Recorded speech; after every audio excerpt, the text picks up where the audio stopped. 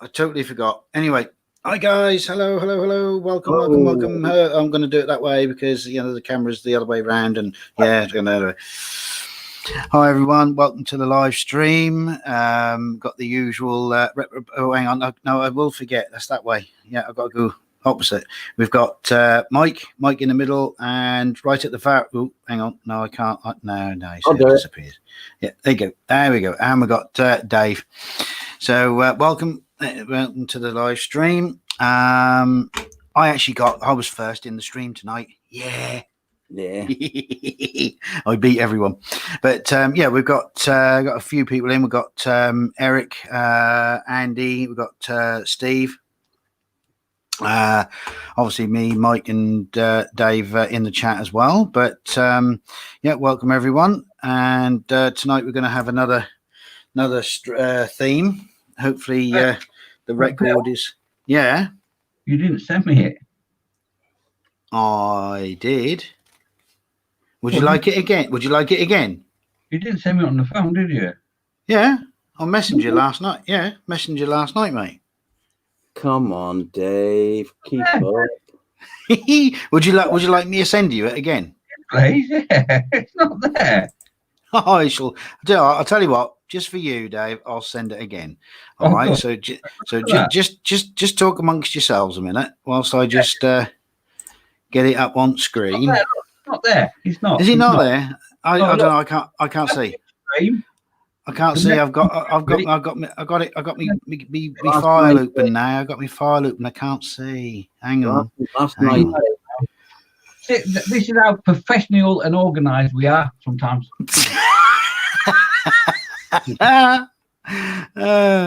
You're giving the game away now. Who said we were profesh? Well, they all think we've got some sort of production team and everything, and writers and. Well, clearly not now. No. No, we've got an illusion now. Right now, have you got your Messenger open? Yeah. Right. You're typing now. I can see it. There you go. Oh, there you go. Right. There you go. I've got it. Right.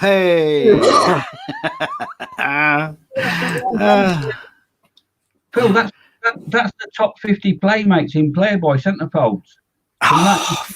Damn it! Hang on. That's the wrong file. Sorry. See what I have to work with. Yeah. Well, that's because it's hidden. That's under a secret file. You see, just to stop people from sort of finding out where it is. I got it.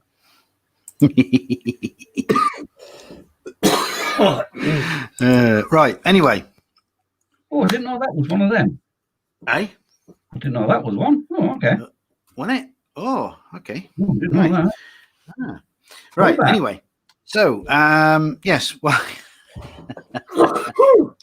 now. Oh, bless you. Thank you. You're going to be dropping here like flies. Oh, I'm going down with what Dave's got, I think. Oh dear. Yeah, well, don't pass it down this way. Pass it back up that way. Pass it back up. I'm going that way with it. This is how I am. I even got my proper cup. Yeah. Oh, bless. Anyway. Right. All right. There you go. Yeah. Well, I'll join you. I got my fat. I better not tip it because otherwise that'll just. There you go. Yeah. That'll just go everywhere. I know me. Anyway, I forgot what I was going to say now. Yes, we've got the theme tonight again. The record was it 14 minutes? Yeah. That was. Yeah. That's right. Yeah. So hopefully, I said this last time though, didn't I? Hopefully, try and take the heat off and try and get this one to go a little bit longer. So we'll see what happens with that one. We did say we weren't going to start giving clues till about 15 minutes anyway, didn't we? That's very true. Yeah. 15 minutes from the end, that is. Yeah. So we've got 11 in the chat. So welcome everyone. Right. Let's go through what we've got on the bench, belly and bench, I think. Tonight, I'll go first. I'll go first this time. Hey. Yeah. I'll guess what Phil had for dinner. Phil had burger and chips at his mum's. That's what I'm guessing. Wrong. Oh.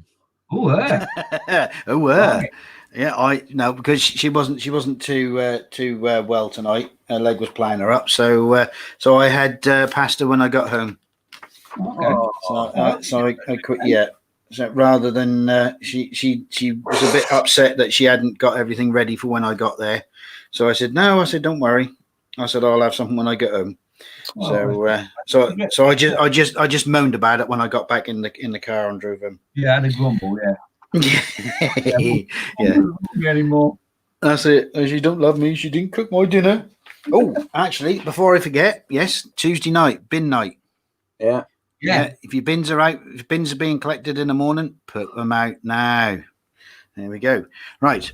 So I'll start first. If people have been looking on my YouTube page, not the YouTube page, Facebook page, you'll know that I've started the Ferrari that was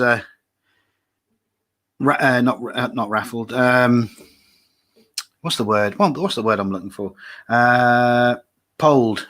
We've done a poll, and this is the 1/12 Ferrari 312. Now, doesn't look much at the moment, but I mean that's about 3 or 4 nights' work there. Got the actual steering. If I can bring that, where's the camera? Don't know if that's going to focus on that. That's going to probably focus on the bottom, but you can just about see that. Make that out steering. There's a little bit on the stiff side, but I think if I put the steering wheel on, that might help a little. He says, as he's got to try and remember which way it goes on. Does it go that way? I've got wire. I've got bits of. No, I won't do it like that. Got some piping and everything in the way, but there we go. You can see it. There we go. So yeah, got the seat just mounted in there at the moment. Started to do some of the radiator work. Done a little bit of weathering in there, so just to take some of the shine off. But apart from that, yeah, nothing too much. But yes, started to do that as a video build as well.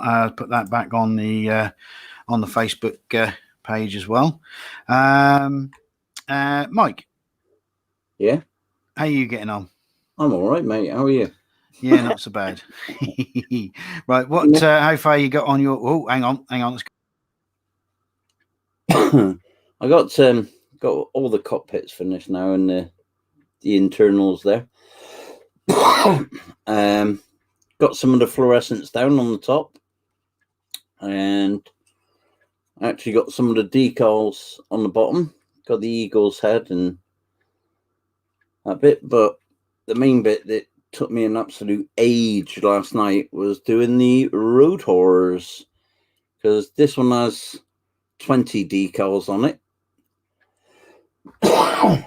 And the Ickle one off of the back has 25 decals on it. So, because they even right down to I don't think you can. No, you're not going to see that.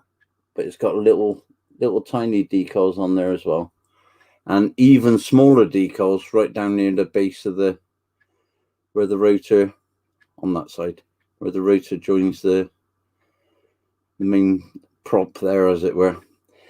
But so yeah, at long last, it's starting to pick up a bit of speed, and I thought I've only got another 60 odd decals to do on there now, and that should be that 90 odd decals on a 172 scale.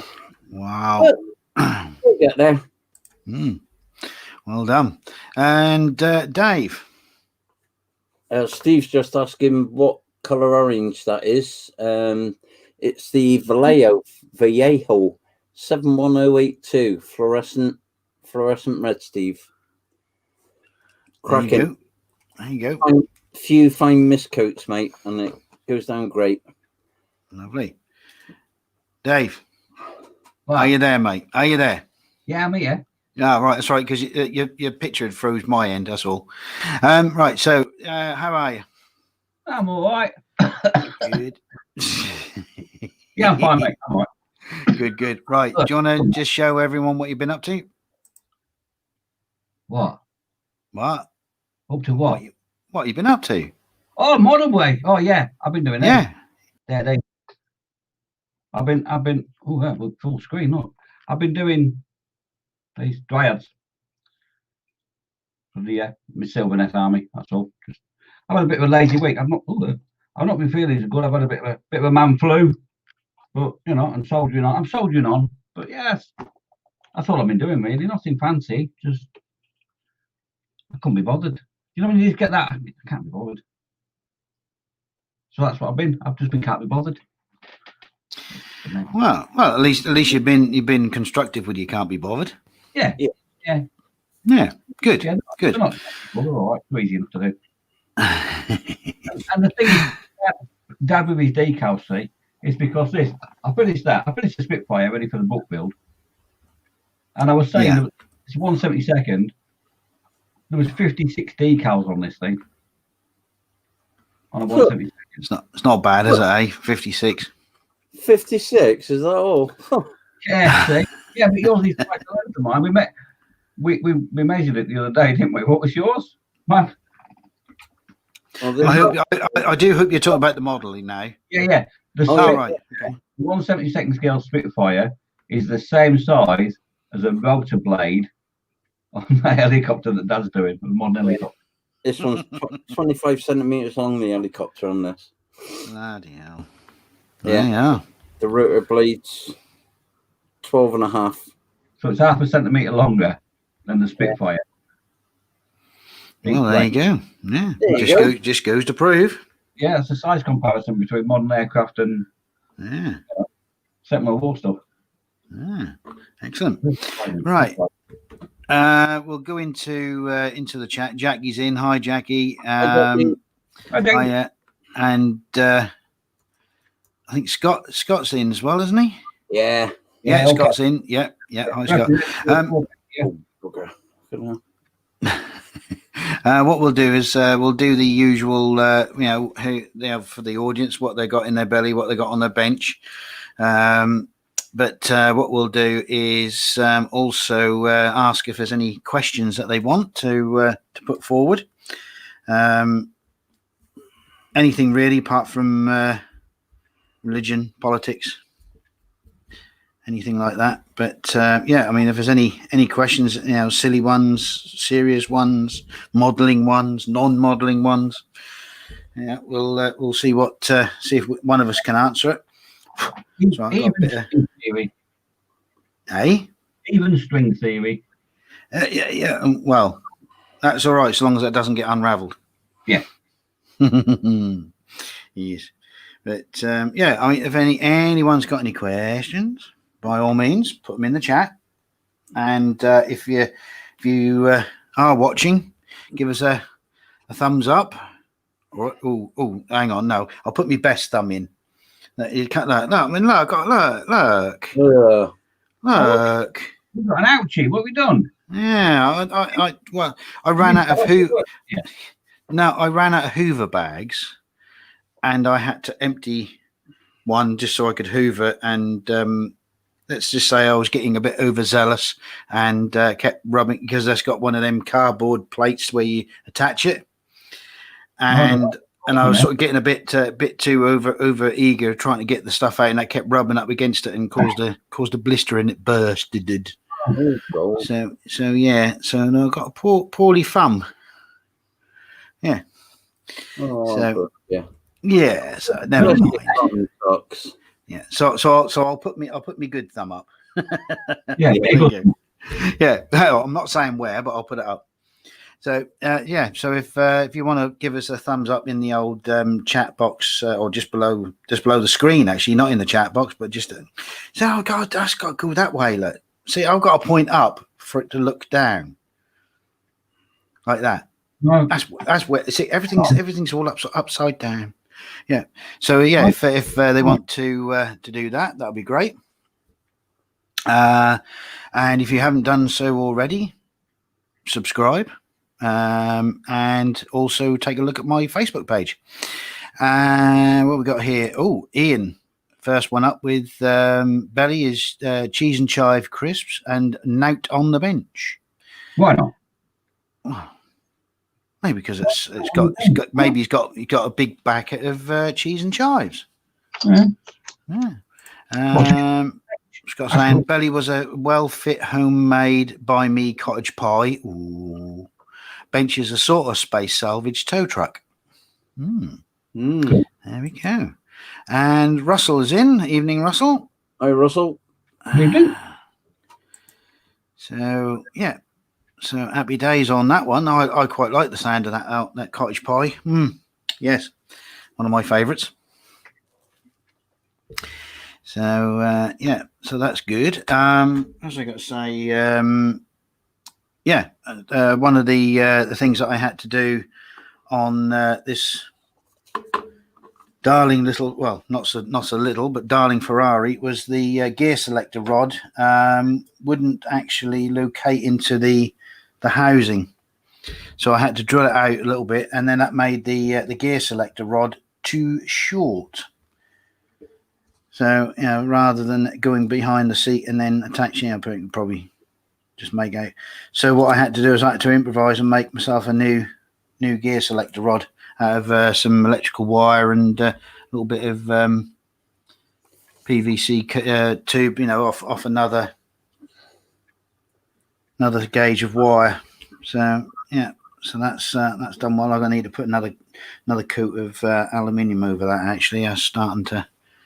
Well, not starting to fade away, but I sort of can see where the bits have been missed now. So, but yeah, so that was one little thing I had to sort of figure out. Hi, Nat. Nat's in. Yeah, hi, Nat. What we got And here? I've got a message off the Lee Eagles. He's watching us on the telly. So he's not. Eric's come up with the idea that if we add mine and Dave's age, you'll get close to the age of Mike. Eric, yeah. me and you are going to fall out, mate. I'll get Phil to make me a mod on here, and I'll ban you. Now there's an idea. Presenter and mod. Whoa. Careful, Dad. You know what you like multitasking. I don't know. Right. So everything's sort of all hunky dory this end. I was just sort of getting to sort of time to sort of make sort of big improvements. Because trying to sort of video bits, well, like this, just like say for instance this, because it's that was all built and then put on. Whilst I shot it, that probably about a 15-minute video. So now I've got to try and edit that down, and then then whilst I'm cleaning this up and then getting it ready for paint. But it's a bit hard to sort of try and think. Well, do I actually do everything, or do I do it in sections? Like say, just say for that argument's sake, I finished that, videoed that bit. Then do I not video that build, but just show it going on? Yeah. Do I have it? Do I then just sort of see me gluing it on the back? Same as with this side. There's another piece of framework that's got to be built for that. Do I show that, or do I just actually have it glued in, but being glued in? So yeah. I mean, what do people think in the chat? Ian is saying re-record, don't fade away. Oh my god, that's an old one. With a skeleton bird in the cage. That's it. Yeah. What was it? Was it Memorex or was it BASF? Memorex, wasn't it? Yeah, that's it. Scott is saying the rotor blade on Mike's desk looks like the glaive from Do you know what? It does a bit. If that was bent, it would as well. I don't want to bend it. No, but I mean, you get the idea, though. You get the idea. You spinning that does look good, Yeah. Yeah. And yeah, that was a good movie. I think that wasn't. Was it on not long back? I don't know. Did I actually watch that through for sort of certain other media sort of set so entertainment centers? Can't remember now. But yeah, I watched it. Yeah, that was yeah, it's funny. Yeah, it's funny how you think back in the day. God, this is how great. Bernard Bresslaw with with the third eye. Oh, Yeah. How on earth he actually moved around in that with that prosthetic over his real eyes, I don't know. He must have been totally blind. That was good how they done that. But yeah, I watched it. It must have been about 2 or 3 weeks ago. I can't remember exactly where. But yeah, good movie. Good music as well. James Horner, good music. I was quite impressed with my wife the other day, actually. Oh yeah. God. Yeah, she was. They were sat in the front room. Well, the grandson wasn't interested, but my granddaughter, and she'd introduced them to a film we used to watch when I was little. That was Labyrinth, David Bowie. Oh yeah. Yeah. My granddaughter's, I mean, she's 6 now. She loved it. Absolutely loved it. Oh, good. For that film. Some people think that was a really scary film. Eh? Yeah. Well, yeah, I suppose the context of it, yeah. But no, that's good. Yeah, it's glad to see that that some of the golden oldies are still sort of appreciated by the young ones today. I'm just going to. You might see part of a big box sort of suddenly appear in the corner of the screen. I'm just going to try and grab. What do I want? I want e-sprue. Do I want e-sprue? Yes, I want e-sprue. Right. Oh, dong. Oh, yeah. Dong. That was it. That's the mic gone for it. Well, we'll add belly, sweet chili chicken and salad wrap. Sounds very nice. And Ben, you'll like this one, Phil. The 1600 Star Trek Enterprise and clearing space for 3D resin printer. Oh. Oh no! Come on! Now that's He's been posh now. He's been posh. He's gone for it. He's bought a printer. You're impressed by the Enterprise, but you've gone over the top now. Resin printer. Oh, what have you got, and where you got it from, and how much did it cost? Go on. I'm curious because that is one thing I will sort of eventually sort of invest in. Yeah, mate. Yeah, because seems to be the in one at the moment, doesn't it? Which one? The Elgu. Is it Elgu? Is Elgu? Yeah, I think it's Elgu. Yeah, but yeah, I'll be interested to find out what one that is, because I might have a look. But yeah, that is something that I'm seriously looking into. I don't know. Do anyone watch Aztec Dummy, Lou Del Masso's channel? No. Well, he's now got a resin 3D printer, and he's done the travel pod from Star Trek: The Motion Picture. He's actually 3D printed that, and although certain bits are a little bit, shall we say, wavy, which is probably due just him experimenting with the settings, but it's unreal what he's it's a fair size, and he's got the Kirk and the Scotty figures to go with it as well, and that's looking quite good. It's a Creality, 160 quid, is that all? Direct from Creality. Wow, that's a good price. Done well. That is. I might have to have a look at that. For resin as well. That is, yeah. I mean, I've got my little, well, I say little, my G-Tech filament printer, but I could never get it 100% how I want it, and it's a bit of a, I say black art because it's not a black art, but it's a nightmare that 1 minute it works perfectly fine, and then all of a sudden, it just doesn't want to know. So I had a sort of a, should we say, a spurt of using it. Yeah, and it's just sat in the spare bedroom doing nothing now. Bless it. But that was one that you had to build up yourself. Ian saying only time will tell if it's a bargain. Yeah, well, Yeah, but I mean, I guess it's gonna be a sort of a trial and error to actually get everything. Well, I don't say it's supposed to be a trial and error because it's supposed to be quite easy to actually level those beds. Yeah. But yes, the actual quality, I suppose, of the is it an LED or is it an LCD screen? I think it's an LCD screen, isn't it? LCD, I think, on them. Yeah. It depends on the quality of this screen that will relate to the quality of the print, I guess. Well, and I suppose the quality of the print, of the actual resolution of the print as well, I suppose. Yeah, much like it is on a filament. They're so much better than they were now. Mm. In the last 12 months, it's amazing how they've come on now. Well, let's just hope that it is a bargain, Ian, and you come back and give us a report next week on how it's going, and hopefully we'll hear some good things about it. Yeah, nice one.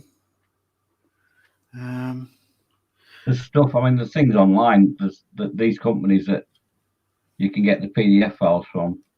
Some of the figures, absolutely amazing.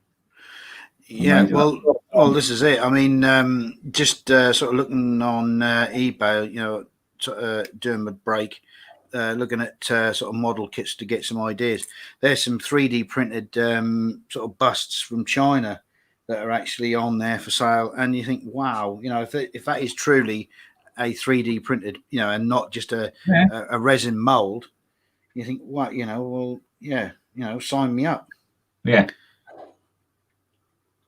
I've got some nice ones people have done for me. Yeah. But there was one I saw the other week, and it's just I'd ripped some of his arm off for it. It was a figure, and it was a plague doctor sort of style figure for tabletop gaming, riding a rat, and the rat was, with all the gear on it and that, and he had the plague doctor's mask on with a beak and all that. It looked absolutely gorgeous. I just wanted to paint it. I just looked at it, I thought, I'm not painting that. Yeah. But, wow. Yeah, I mean, I don't know.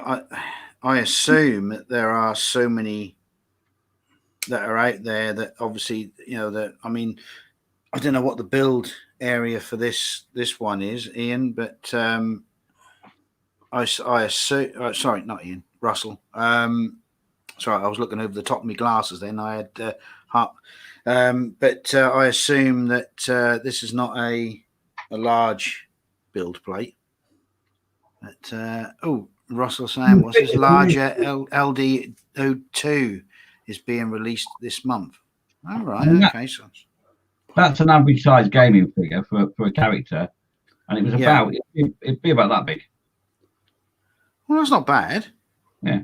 But then, of course, if you want something, make something bigger, you slice it and then put it in, make it into sections. Oh yeah. Just like you would do with a with a filament printer. Yeah. Yeah. Yeah. Might. I haven't saw. Oh, hang on. Oh, hello. What you forgot? What you forgot? It's too early. It's not too early. For model making times, it is. No, it's my rumbles. I forgot to get my rumbles out there. All right, okay. Well, I thought it was LA Confidential for a minute, didn't you, Phil? Oh. I did, yeah. Andrew's in. Andrew Sutherland. Hi, Andy. Andrew. Hi, Andy. If you want to know about 3D printing, Andrew's the man to ask. Andrew's the man to ask. Yeah. He's the man. He's the man. Andrew's the man to ask about 3D printing. He's a genius. Genius. That fella. I don't know how he does it. He's a magician when it comes to 3D printing. That fella. He speaks now, but it's nice bloke. He's now thinking, what on earth are they talking about? Do you know what? There's one thing I've noticed about this kit. What? You know how when you get your kit and you're looking for your bit, your part number, you got to go, like all over the show just to try and find it on that sprue. That's the fun of it, yeah. Yeah. Well, no, this isn't. What? No, I got 1, 2, 3, 4, 5, 6, 7, 8, 9, 10, 11, 12, 13, 14. It's literally running in numerical order up and down, like a zigzag. Yeah, but that's a posh kit, isn't it? Yeah. That is a posh kit. So I'm looking everywhere trying to find the bits, and now I keep forgetting that the fact that they actually run in numerical order. Oh dear, I don't know. Right, 31, 20. How many bits have I got there? 1, 2, 3, 4, 5. 1, 2, 3, 4, 5, 6. 1, 2, 3, 4, 5, 6. Right. Okay.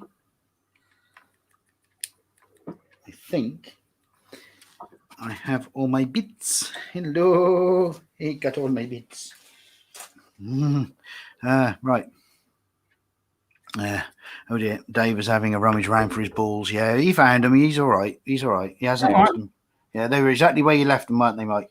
Oh, Dave, Yeah. sorry. Yeah. Yeah. Mm. They're in my sack.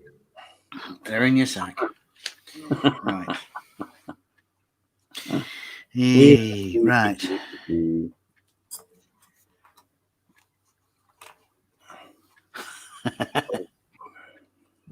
Well, very nice. You can't beat a nice bum ball.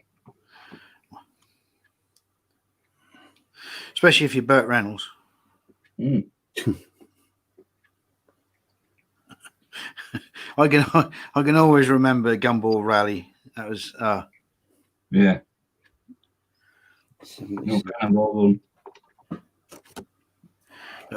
which one was the funniest? The Gumball Rally or Gumball 2? Which one had Dean Martin and Sammy Davis? Was it the second one? Or was it the first? Yeah. That was the second one. Yeah. Yeah. Yeah, they were funny. Don DeLuise is such a genuinely funny guy, though, wasn't he? I think what they should have done, I think they should have left some of the outtakes in. Yeah. I think that was they were funnier than most of one of the bits in the film. Always at the end as well, wasn't it? A full Always. Yeah. That's it. But I used to love that. Well, I can still do. I suppose I can still find it to watch it, but I just haven't watched it in a while. That and Smokey and the Bandit, I used to love that as well. Yeah. Is that because you had a thing for Sally Fields? A little bit. I think everyone had a little bit of something for Sally Fields. Yeah. I think that was that smile. I wouldn't have kicked her out of bed. Well, I dare say you wouldn't. She'd have probably got her minder onto you if you did.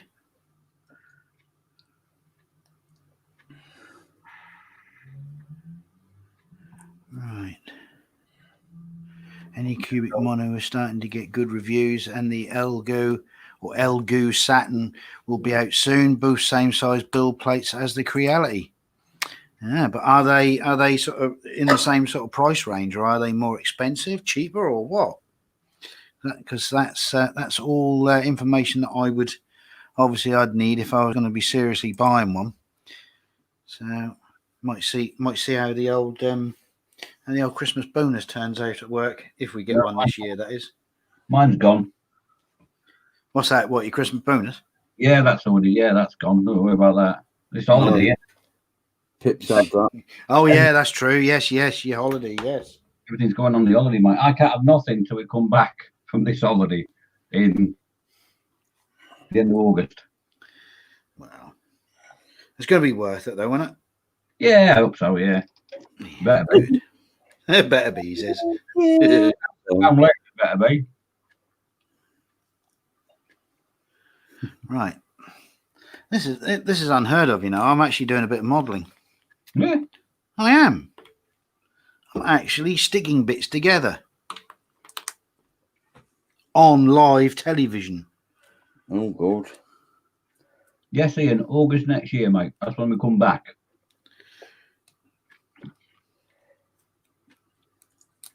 Obviously, so COVID permitting.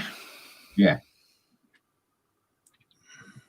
Actually, we've done pretty well with that so far because we went Airbnb because there's 7 of us going. There's me, the wife, and the kids, and we've rented a house, well, an apartment for 2.5 weeks, and the guy emailed us the other week because we paid for it in full already, Right. and he emailed us and said, look, if things change in the world and you can't come next year, what we'll do if you want is I'll keep the money and then book you for the same 2.5 weeks the year after. Oh, right. So Pip messaged him back, said, yeah, it'd be fantastic, thank you. So good. At least you've got that sort of thing. Yeah, that's good now, isn't it? You know what I Tied mean? up, so you ain't got to worry about that. Yeah. Yeah, good. No. Who's saying that I'm putting the wrong bits in? You got the wrong bits, but I'm sniffing glue. Eric. Yeah. I don't need to glue wrong bits to sniff glue. What I've got to do is just It's a dog day afternoon if he doesn't.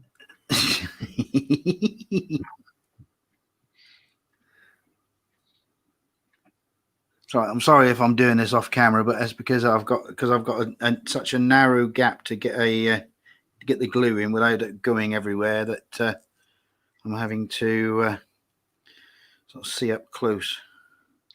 You see, there's another thing there with the old 3D printers. Like, also saying the one he's bought, there's nicer ones, but they're out of his price range. But then you think, is it like the airbrush debate? Do you buy a cheaper one off eBay, you know, or do you buy the best you can possibly get from a manufacturer? You know, it's a bit, isn't it?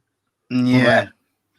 Well, yeah. But the thing is, I mean, with an airbrush, I mean, you know, you can buy a cheap one if you wanted to practice, and then move up to it, you know, to the sort of, shall we say, like the Rolls Royce, so that you know, and you're not sort of ruining it. But with a 3D printer, I guess really you've got to be sort of pretty much on the ball to start, you know, straight away, haven't you? Yeah. You know, so but then again, it's all down to budget as well, isn't it? Because I mean, I don't know how much the resins are, but I'm guessing that they're not cheap to buy. And then of course there's so many different makes that I suppose you've got to, you know, sort of take into consideration, you know, what you want. And you know how you want, because I mean some of them apparently they're fast curing under UV, some aren't. Some you can clean the residue off with water. Some you have to use IPA, from what I can make out, or they're water based or whatever. So I suppose, you know, that there's all that to take into account. Whereas with a filament printer, I mean, you started off with either SLA or ABS, and then you sort of moved on to the fancy ones. But the printers were pretty much, I wouldn't say universal, but they were pretty much sort of like almost the same sort of thing, you know, except for maybe the hothead and some of the, you know, the way that the filament was fed through would be a little, you know, just be different, but the actual process and everything would be the same. Andrew's saying there, resin about £35 for a litre. That's not bad, because when you consider it a mini, well, it depends what you're doing. I mean, I do it do it for building miniatures, for making miniatures, or busts and that. Yeah.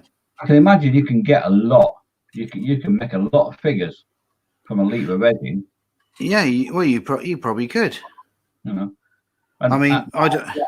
Andrew's saying that also there you do make you do make a lot of minis. If you're into tabletop gaming and you're making an army, you're looking at a standard army for whether it's 40k or whatever it is. You're looking at least 50 miniatures. Well, yeah, that's pretty good going, isn't it? Yeah, and you can. I mean, a litre of resin, you easily do a couple of hundred miniatures with a litre. But you won't, mate. I mean, there's a certain amount of wastage. We know that because obviously the stuff that clings to the print that's got to be cleaned, and then obviously your supports and stuff. But I mean, oh crap! Oh, I've done a TED. What have you done? Gone and dropped a bit on the floor. Right. No, that's right. Hang on. I've just got to dislocate my ear from the earphone, and I shall be back in a second. We can say anything he likes now. He can't hear us, Dad. Swear, Dave. Swear. Swear? Yeah. Poop. Found it. Oh. Crisis averted. There we go. Right. Yeah. What was I saying? Apart from the fact that I just dropped something on the floor, we were on. Yeah, but I suppose the amount of wastage, but for what amount of wastage for what you actually get, I suppose is negligible, isn't it? Yeah, you obviously don't get a lot of wastage. Like Andrew says there, that your resin stays in your vat, and then you just top it. So it's not as if you do a resin print and then you've got to pour what's left away and throw it away. No, because you can use that until it runs out, and then you just top it up again. Yeah, but no, I mean, I'm talking about the obviously the natural wastage with supports and whatever what residue is left on the actual model. Because you have to wash it before you cure it, don't you? Yeah. So I mean, there's a shall we say a negligible or a natural wastage. Natural waste. Yeah, I can't imagine there's a huge amount though. No. But I mean, again, you see, I suppose it's a bit like it's a black art to try and get the supports right, just as it is like on a filament printer. How many supports you need for that one particular piece. Yeah, that'd be the thing that'd get me. It'd be that's what Paul Stewart's had the problem with, wasn't it? He didn't put enough or strong enough supports on a bust he was doing, and it all collapsed down. But he's new to it as well, so it's a learning process, isn't it? Yeah, it's saying that 12 you minis. can get 12 minis and on a support build and supports on a build plate and roughly about 65 grams. So so there's not a lot of so that showing that there's not a lot of wastage there at all, which is good. I mean, I to be honest, I'm just trying to think though what I would actually use it for. I mean, I'd probably actually do some busts, like Iron Man or Spider-Man or something like that. I'd actually, but as for normal, I mean, I'd probably like to try that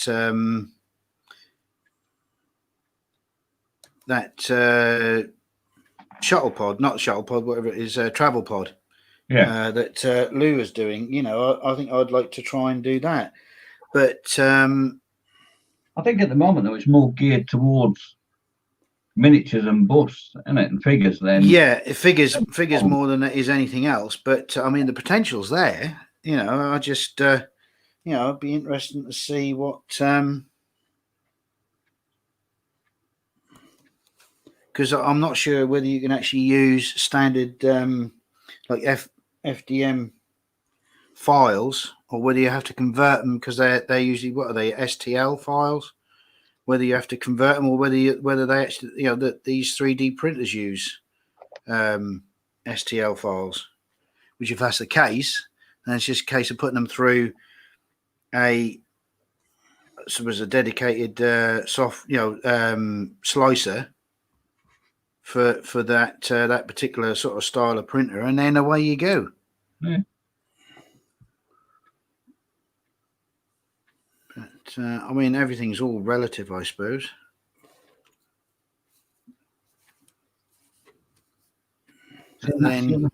That's the thing that worries me as well, is the smell. Yeah, I don't. I mean, is it a strong smell? I don't know, because I mean, I suppose it depends on what you're printing, doesn't it? At the time, I suppose, if you're doing something that's going to be big, it's going to take long sort of print time, then I suppose that's going to give off more smell than it would be if you're just doing it sort of like a half an hour or 2 hours, because you're not letting it sort of vent into the room for so long, I suppose. I don't know. So it worries me because it's my man cave. It's not a big room, and I've got a fish tank in here. I've got my other hobby in here as well, so it's a bit, where would I put it if it's pongy? The last thing I want is resin fumes getting through me filters and into me tank and killing me fish. You know what I mean? That's it. Well, no, that's right. Yeah, no, but they are just standard STL files, and as I thought, you move it into the slicer for the printer. Yeah, so that's good. So but you think virtually everything on Thingiverse, you could literally print off of that, and there's some good stuff on there. So. Something I'm seriously thinking about. Whether it'll happen this side of Christmas or not, I don't know, but we'll see. No, definitely next year, but you'll have to let us know, Andrew, if it's stinky or it's not so bad, Yeah, and how your first results turn out. Well, Andrew's done tons of prints. I mean, sorry, no, I'm sorry. I was talking about Russell. Oh, Russell, yeah, because he's only 2 days, and then he'll be at it. He'll be like Christmas come early. But it'd be interesting if you pop back next week and let us know how you get on. Or you can always drop some pictures in either mine or Mike's Skelly Model Facebook page or whatever, and see what results you're getting. So that'd be interesting to see. I sort of like carbon filters, yeah. Genius, Andrew, genius. See.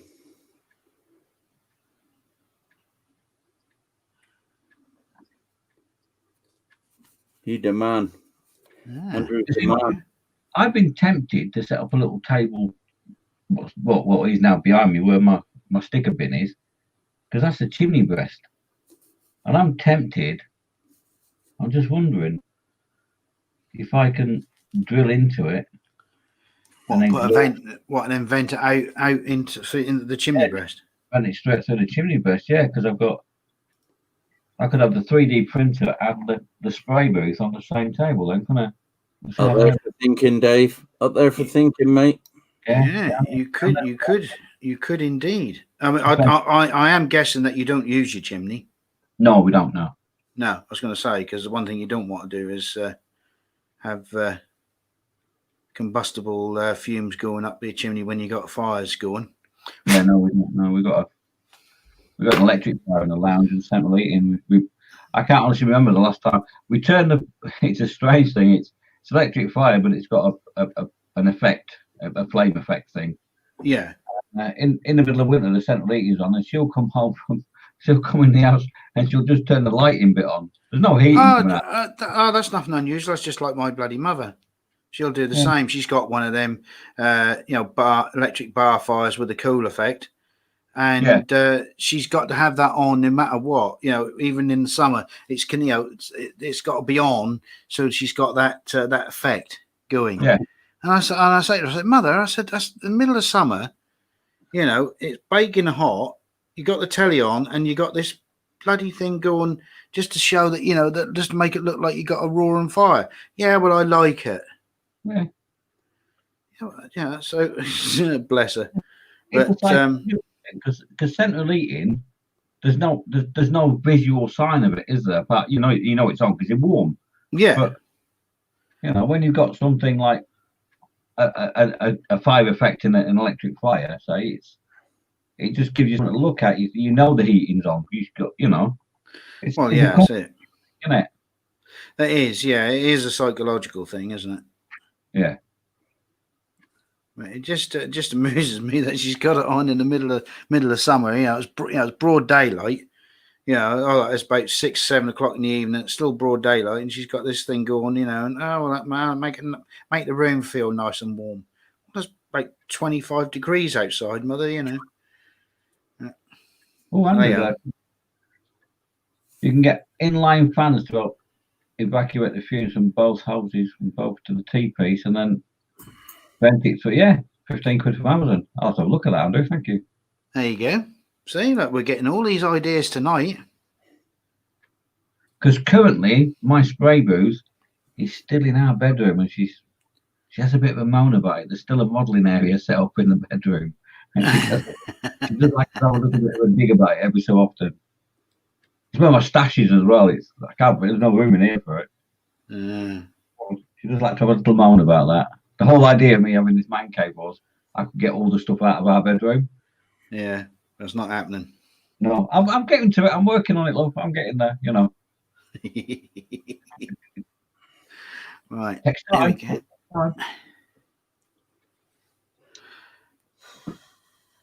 Yeah, I've done the other side, the radiator and housing. That's a bit fiddly, that one. Was it? Yeah, just gotta wait for that to set up properly, and then go round with the scalpel and sort of just clean up some of them seams. But yeah, happy days. Right. So have we had any extra, apart from, you know, our deep and interesting discussion about 3D resin printers? Have we got any? We had any other questions? I'm just going back through chat. Oh, Ian saying, Phil's dropped one. Yeah, I know. Yeah. Yeah, but I found it. We're all right. Let's have a look, see if there's anything else. Yeah, 35. Yeah. Right. Okay, right. No, that's fine. I am getting away with murder. I really am here. Yeah, I think you are there, but there you go. Happy days. But then again, I suppose, you know, got to keep your sweet a bit, you know, if they want to go away for next year. Yeah.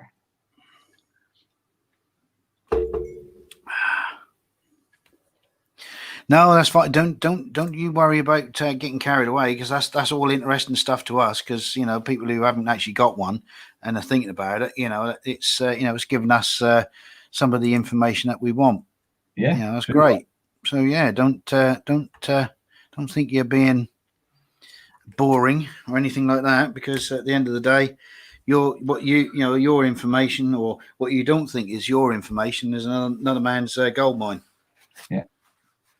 So that was a mix of metaphors there, I know, but there you go. So there we go. Yeah, that was. Yeah, see what happens, and see how I get sorted out Christmas time.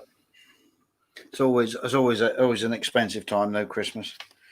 So, yeah. But hopefully, yeah. I mean, I got we've got three grandchildren. So you know, it's obviously son and a daughter, and their other halves. And then obviously mother as well. So you know, by the time that's all been paid out for, there's not a lot less left for me. So I usually end up not getting what I do want. But yeah, you just have to bite the bullet, though, don't you? Yeah, you want to come and try this end, mate? I've got eight children. 2 of them have got partners. 2 grandkids. Nightmare. And she farts in bed. Yeah, well, what is it they say? Repent in leisure. Yeah. Yeah. Nah. No, I won't change them for anything in the world. So. Oh, I don't know. If somebody offered me a new Maserati, they could take them. No, I don't know. No, I wouldn't. Not a Maserati. No, not a Maserati. Why? What's wrong with that? It's style, mate. No, if I want style and comfort, I think I'd have to go for an Aston. Mm-hmm. No, you wouldn't. No, you wouldn't. Why? No, you wouldn't. I've got a friend of a friend who has an Aston Martin, and you look inside it, and it's like a 1980s Jag. Rubbish. That's probably because it was a 1980s Jag. What's he? Yeah, but what's he got? Well, I don't know. Has he got a DB5? Not a DB5, but a DB9, is it, or something? Yeah, it's a DB. I don't know what number it is. Yeah, see, but that all, you know, if you took the badges off, you'd have got sort of confused with that and the Jag of the time, you know. It does look a bit like the Jag, yeah. Yeah. It's not. No, if I was to go, I'd go either way. It depended on what was what money, if money was no object, then I would love to go for a DB5. Yeah. Well, yeah, that's. Talking I think anyone who's got any sort of slight sort of hammering for an Aston will go, chop your arm off if they said you can have a DB5. That's a classic old car. And it's purely aesthetically pleasing. It's beautiful. When I was an apprentice, 16, my boss had a DB5. And it was my job every Friday to wash and polish it and get the Duraglit out and do all the spokes on the wheel. Yeah. I used to spend all day on a Friday just cleaning this car. Yeah, I mean they've got. Have you? I mean, I don't know if a lot of people have watched it, but on YouTube, but Aston they've got their special vehicles op place in. I think is it Milton Keynes? Yeah, done that way, isn't it? But they're now building DB5s again. Oh wow! But they're actually full bondified. They've got all the gizmos. Yeah.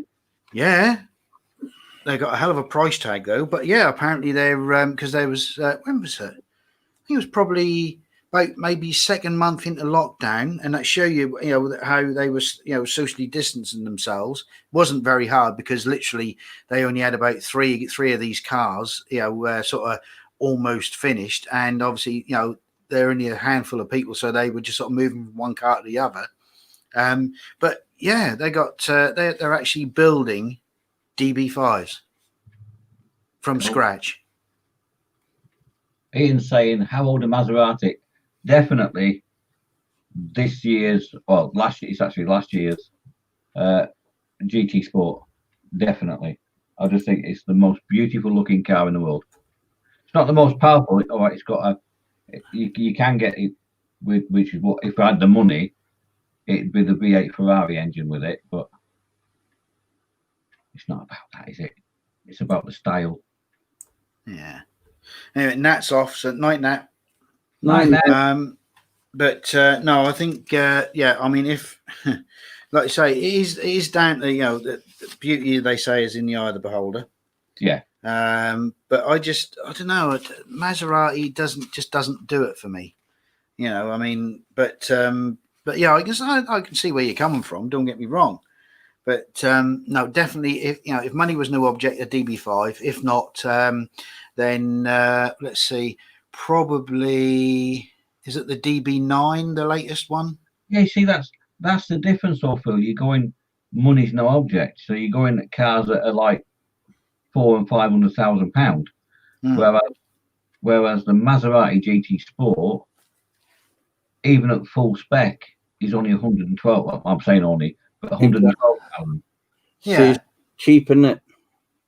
It is for that sort of supercar. Well, not but for high-end luxury car, it's cheap. Yeah, cheap car, mate. Yeah, I don't know. I mean, that's just, I suppose, really. I mean, well, to be honest with you, I've never driven either of them, so I don't think I'd, sort of really. If you put a blindfold on me and sat me in the passenger seat, I probably wouldn't know what car I was in anyway. So, but I don't know. Just something that I think has probably sort of festered inside me since the the early days, especially with the Bond. Yeah.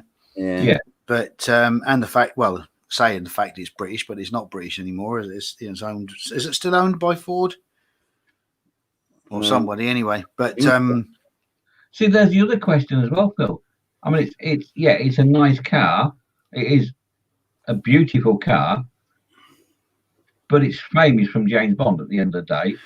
But what would you rather have? Would you rather have that, or would you have a same era E-Type?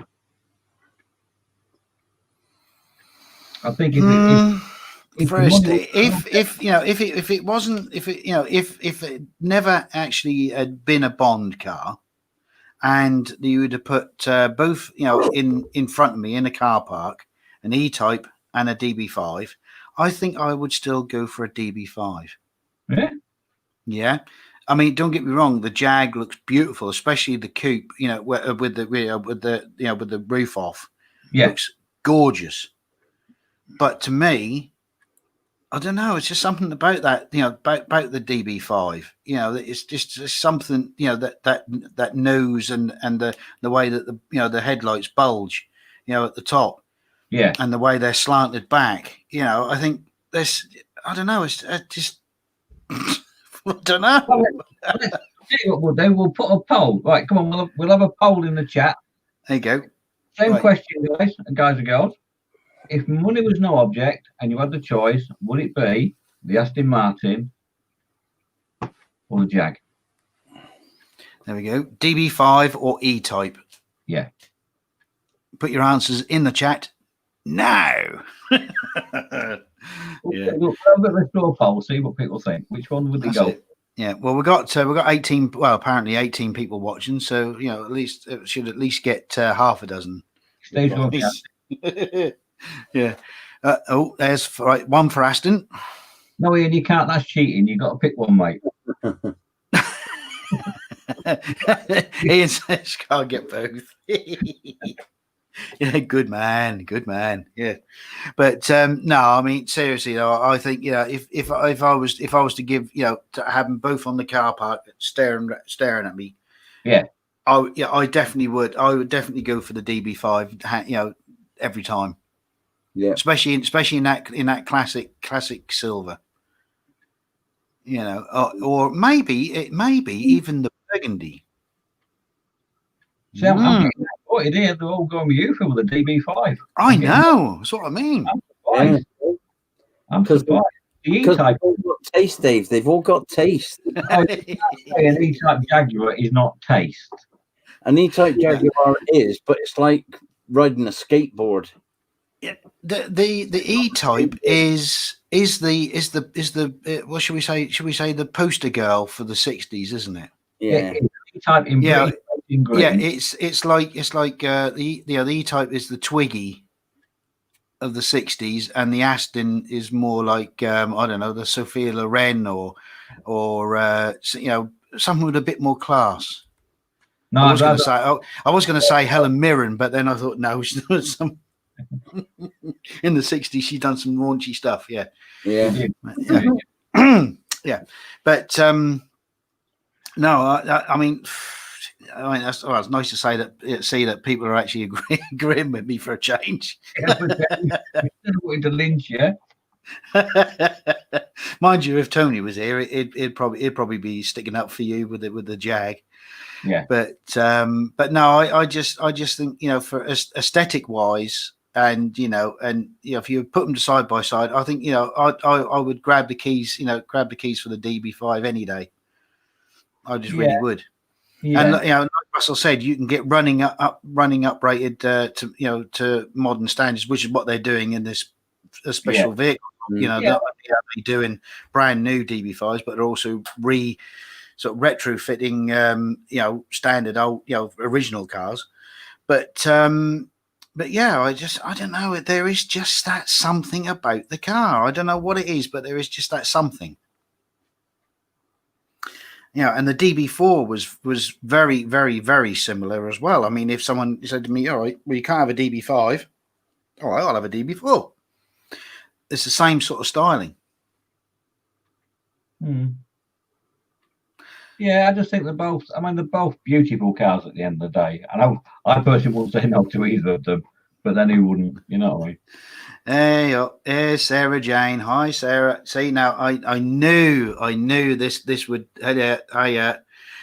She's driven a DB5, but only 100 yards. Well, that's more than 100 yards than I've ever done in a DB5.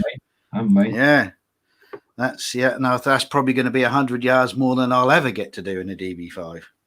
I was quite lucky where my old job, the firm I used to work for, I was transport manager, foreman driver. Not only did we do like buses and coaches and minibuses, we had a wedding service, we had a car service as well. And I was quite fortunate. I was the only one, apart from the boss, who was insured to drive the Sierra Cosworth Stage 7. Oh yeah. And that was the most expensive thing I've ever driven. But I used to drive that a lot, and it got to the point where, I'm driving that again today. Whereas anybody else, it was like, oh wow, I get to drive this, you know. So, yeah, all right, fair enough. Yeah. That's all right, Sarah. That's nice to have you back. Don't worry about that. Yeah, you missed all the sports questions. You missed all the. Yeah. Oh, yes, you did. You missed the motorsport questions last week. Yes, but never mind. I shall. Beginning of the month. It's only another 2 weeks, and that's beginning of the month again, isn't it? That'll be another quiz night. Yeah. And when's the last week of the month? Last Tuesday of the month. Next week, isn't it? Next week, yeah. Yeah. Oh, that's an open night. Oh, yeah, an evening with everybody night. Yeah. Yeah. So there we go. Yeah. So yeah, wow. I actually won a poll. Yay! Although if Tony's watching this tonight, he'll be swearing tomorrow. I'll tell you when I get into work. Yeah. Yeah. But there you go. I'll be on the run like a fugitive after that. But anyway, so yeah, now that we've got the controversial what if you could have whatever car you wanted, out of the way. We were what else? What were we getting? What were we? Get me. That teeth fell out. So what have we got planned for next week is an open evening. Again, what I will do is put everyone's or put it in the Facebook and put it in the chat once we're live. The link, so if anyone wants to pop in, and hang on. Whoa. Sarah's saying she'll take the Maserati 250F over an Aston. You know, I've never met Sarah Jane in my life, but she's lovely, that girl. She's got style and class. Yeah, smooth operator on that one. Yeah. Colin's in. Evening, Colin. Hi, Colin. I may have nodded off at the bench.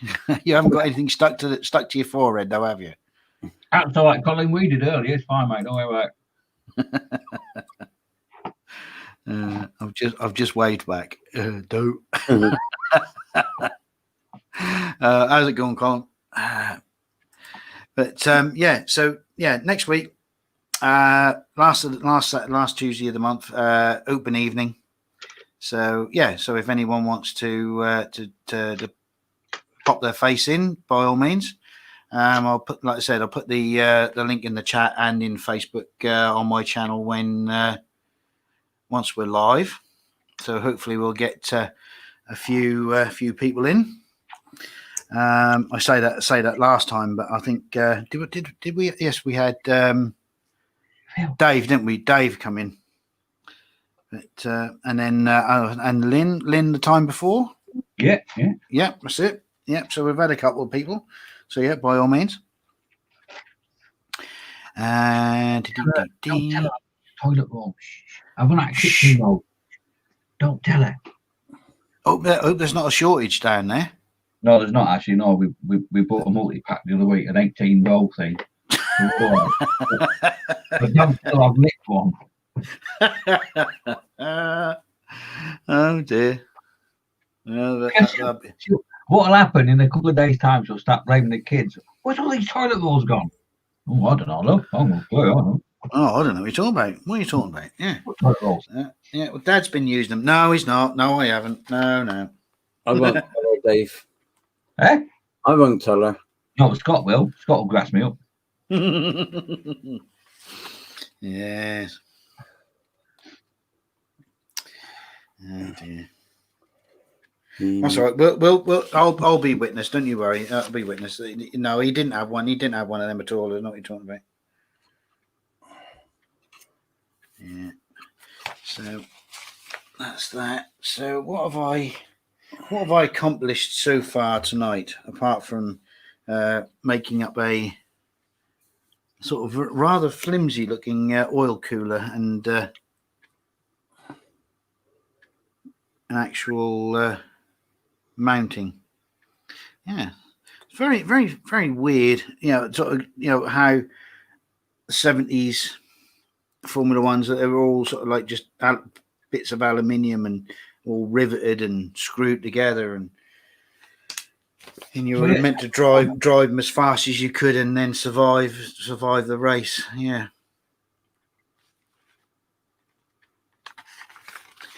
Well, I'm doing well. I managed to paint a whole 6 leaves this evening. 6 leaves? Yeah. Ooh, lovely. Oh, that's something. That's what I was meant to do. That's what I was meant to do shopping last week. I was meant to buy myself some bleach so I could get rid of the chrome.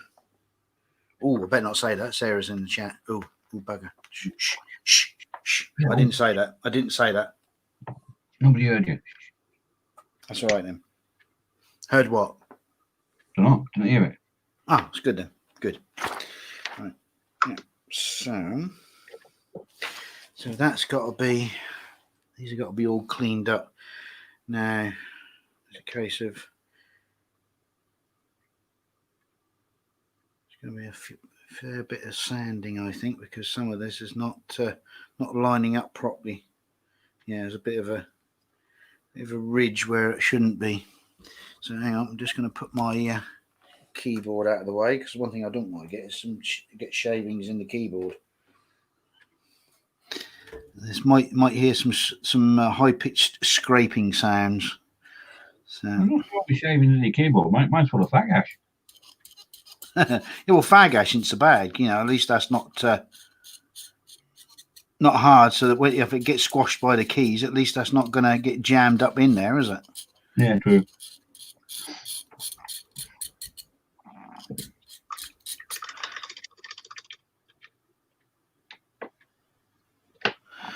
Jackie's asking Colin how's the diamond art, and he's saying he's got a third done. Well done. How are you, Colin, by the way, mate? You all right?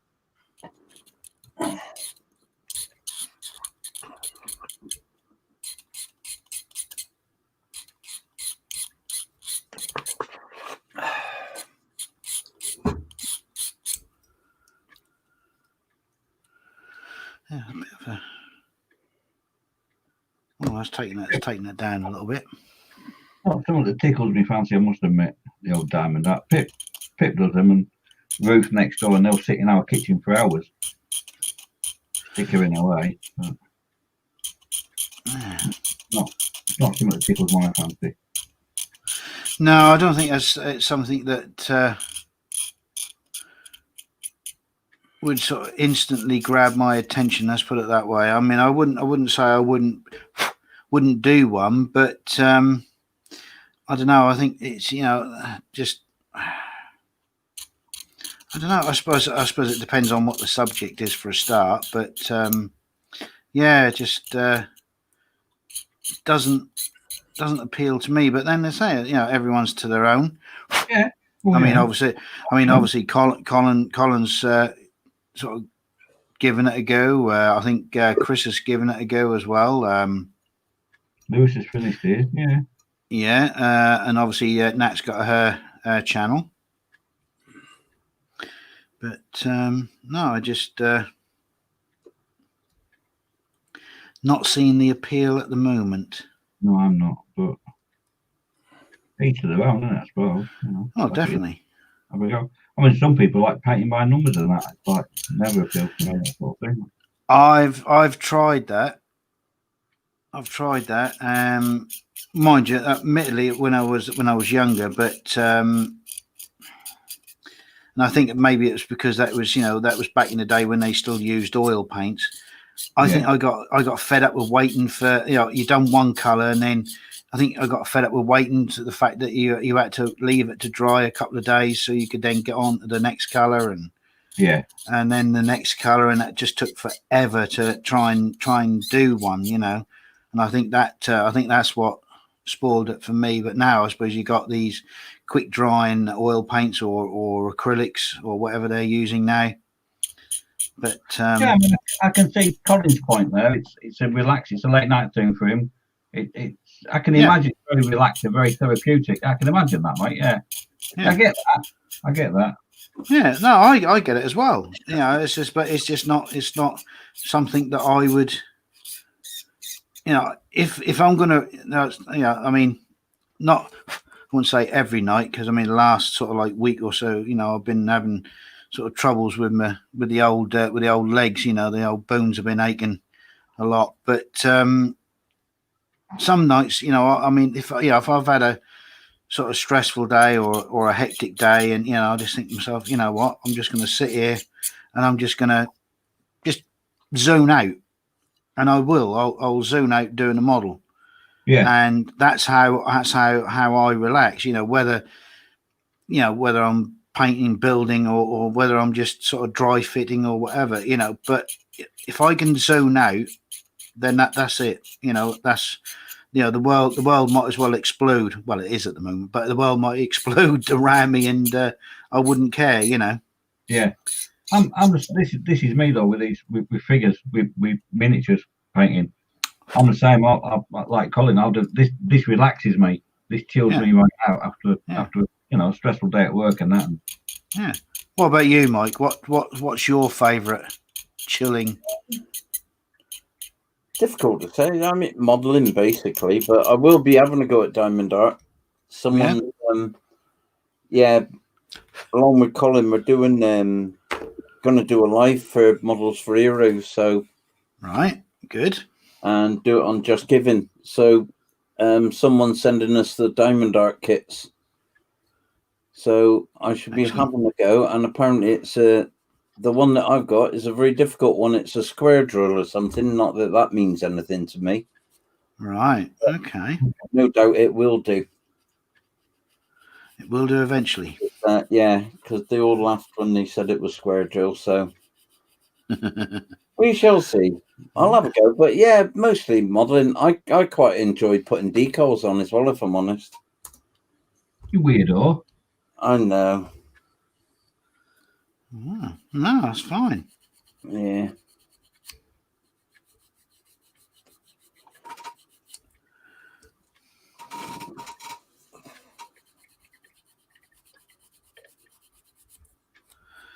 See, now I've got a nice, yeah.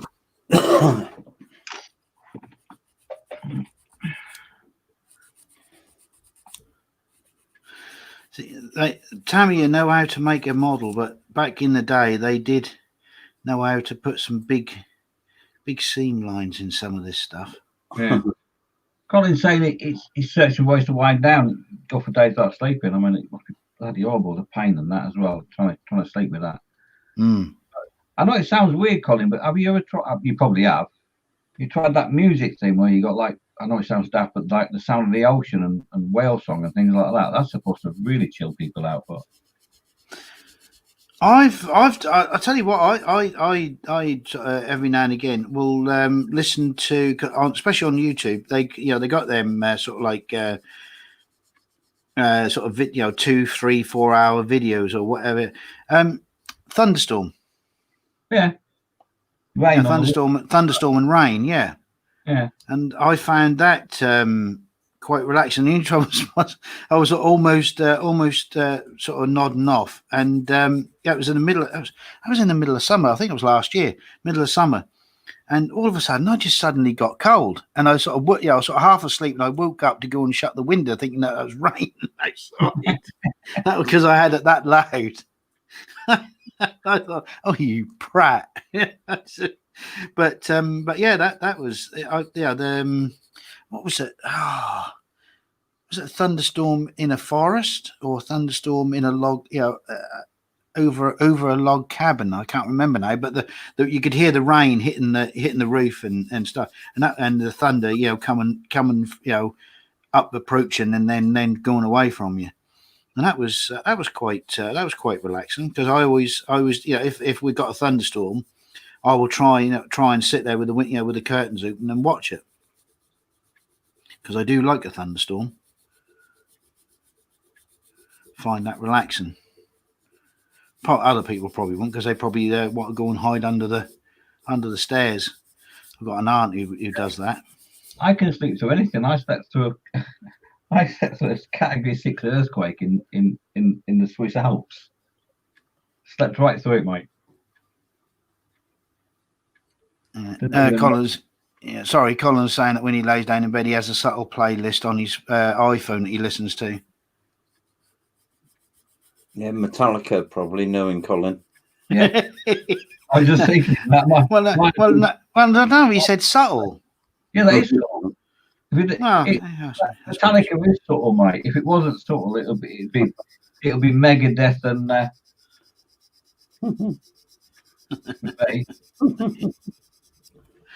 Oh, well, that's it. That's me out of it, because I wouldn't know.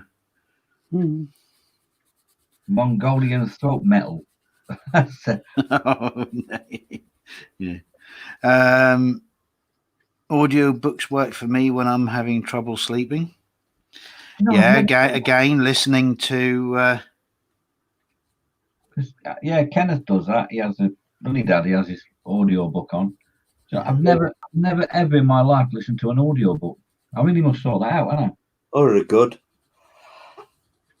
They're really good audio books. It's like Jack and Ollie with your eyes shut, isn't it? Pretty much, yeah. Sarah Jane saying that in Canada, when we were canoeing in a thunderstorm with lightning hitting the water around us. Sounds fun. Sounds a bit dangerous, but yeah. But yeah. I used to love doing that. What's that? What, canoeing? Yeah, whitewater rafting, whitewater kayaking. I love doing it. In the Swiss Alps? No, the Ardèche Gorge in the south of France, mate. I loved it. I love going there.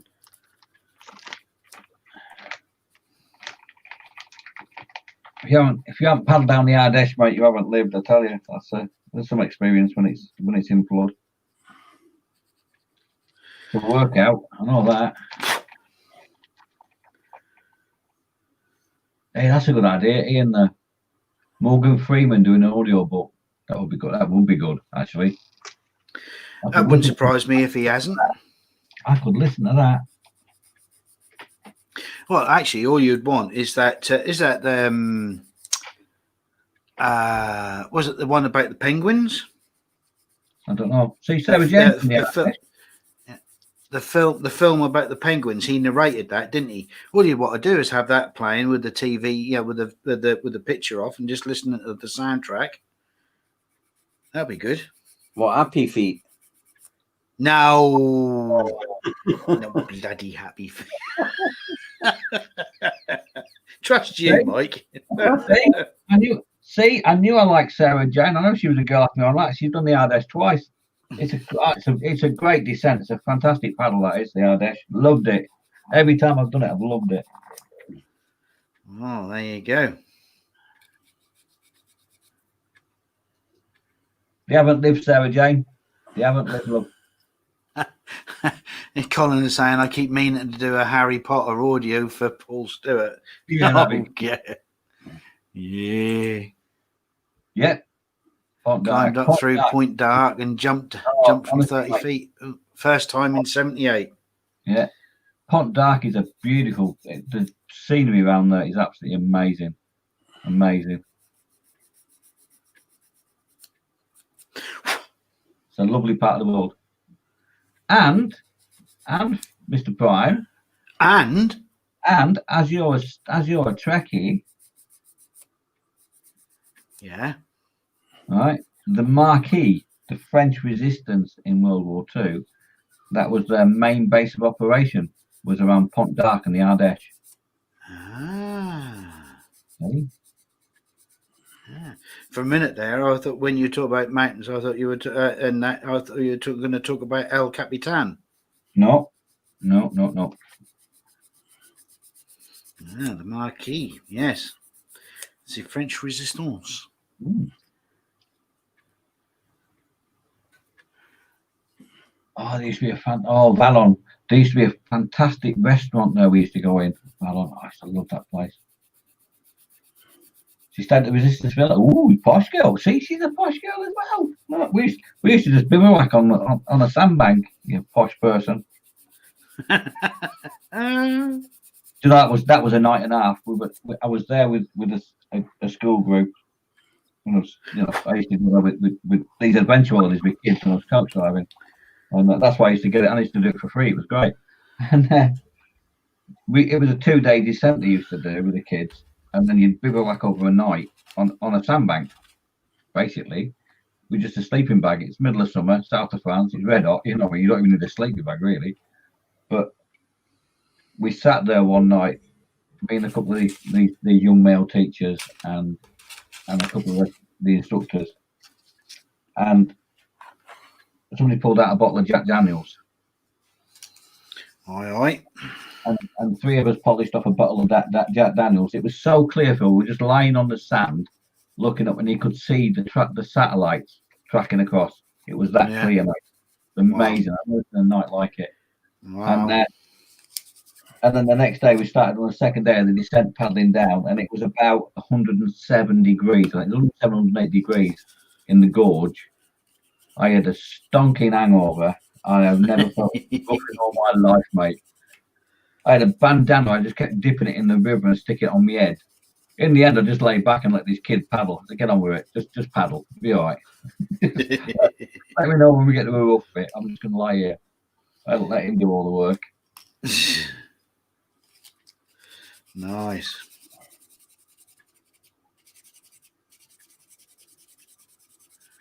But if you want to, seriously, Sarah Jane will tell you, if you ever want to go on somewhere that's a beautiful scenery place to visit for a holiday, the Ardèche is the place to go. It's absolutely beautiful. Sounds it. Like, scenery is incredible. Yeah. Apparently the gorge is chalk, so reflects the sun as it is hotter than hot there. It's honestly, it's like paddling down an oven, mate. Really? In the middle of summer, yeah, it does get rather hot down there. But it is a beautiful part of the world. It really is. Well, it definitely sounds it. It is, mate, honestly. Just Google it. Have a look on YouTube, Ardèche in France. Just look at the images, mate. Absolutely beautiful. I think I'll go later.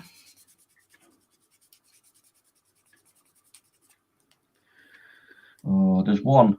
You go down this rapid and the river bends to the right, and the river's cut into the side of the cliff where it's just all chalk, and it's literally like a water slide.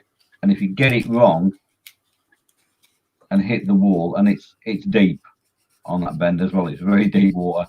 It's moving very fast. It's very deep, and I messed up the approach. And I've got this little kid in the front of the kayak, and he must have been about 3 stone dripping wet.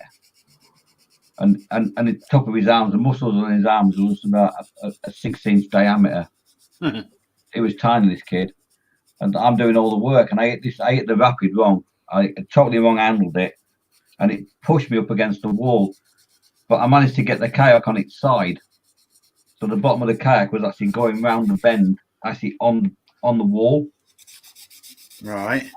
And I've got me paddling, and I'm digging it in, and I'm like that, literally like that, digging it, and I managed to keep it going round. And this kid was at the front of this kayak, like 6 foot in front of me, with his paddle in the air, going, yeah. And I'm at the back, and my heart's going boom, boom, boom, and the other end's going like that. And he thinks that's all deliberate. He thought it was deliberate, and that and he's showing off to his mates and that, and they're just like, yay! Like, honestly, I nearly pooed myself, mate. I thought we were going to die.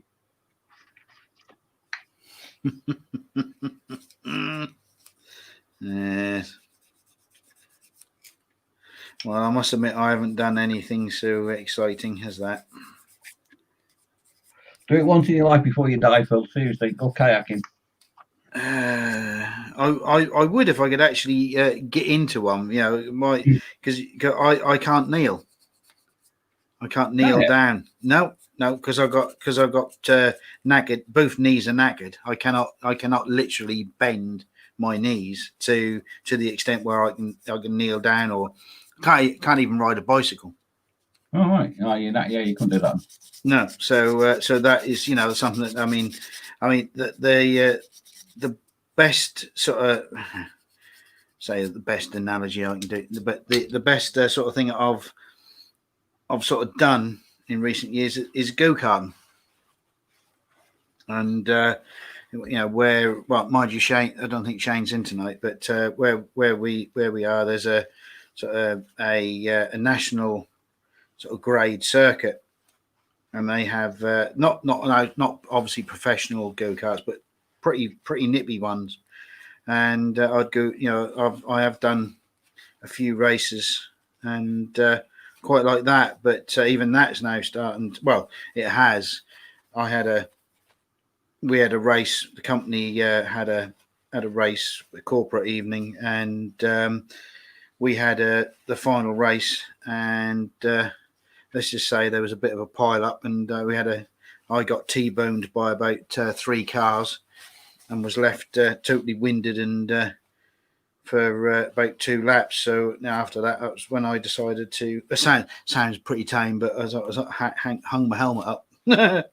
Because there's not the fact that I couldn't do the racing. It was just the effects afterwards, you know, on the arms and the knees and you know, and that. So yeah, so I haven't. That was about, what was that, about 4 years ago, and I've not sat in a go-kart.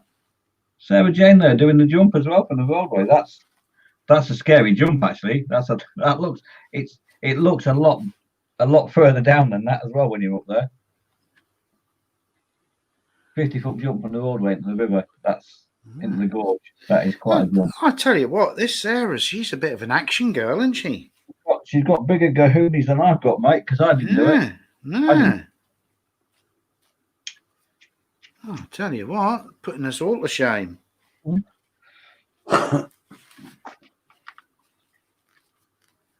Ian is saying that sounded like the kayak equivalent of a handbrake turn. It was, mate. It was, and Yeah. it was. I thought we were going in. I really thought we'd had it. There you go. It was fun. I must admit, it was fun afterwards. Just this kid at the front, the way he thought he's paddling in the air, just screaming, "Yay!" It's like, we're going to die, you know. That sounds like Oscar Slater's to me.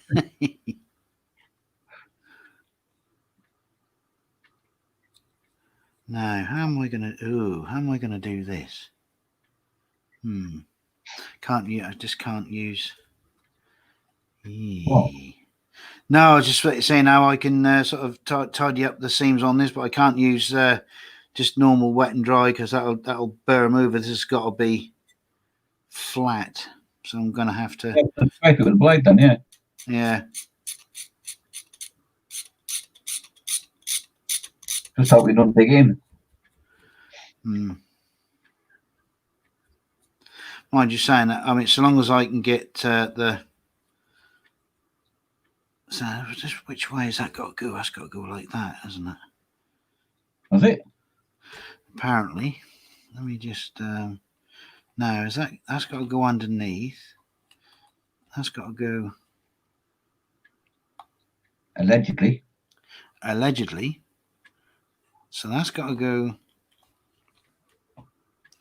Ooh, that's a bit bizarre. Ah, that's right. Now, ooh, blimey, that did. That clicked. Yeah. Right. Now, is that supposed to be a panel like that? Or is it supposed to be? No, that is supposed to be a panel. Yeah, that is supposed to. But it doesn't look. It looks like it. It should be one complete. Yeah. But it is supposed to be a panel. But you'd think they'd have some rivet detail there, wouldn't you? Yeah. Yeah. Unless, of course, that's being covered up by one of the cowlings. I don't know yet until obviously I get to the stage. Just like this one. This is only mounted in by two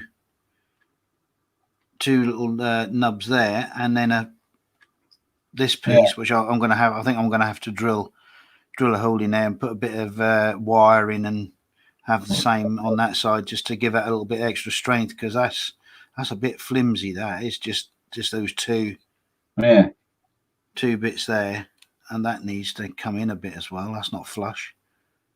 Oh, yes, it is. No, it is. Yeah.